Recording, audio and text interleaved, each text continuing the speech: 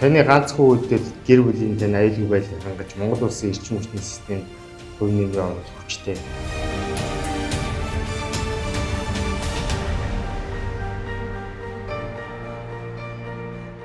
Хөнгөөр нөхөө гэрлийг унтраах, ажлаасаа гэрээсээ гарахдаа тог цахилгаанаа унтрааж хөвших нь манай улсын эрчим хүчний системийн ачааллыг бүрүүлж их орондоо ээлтэй байхад нь туслана. Хэмнэлттэй хэрэглүүл бүгдэд хүрэлцээтэй.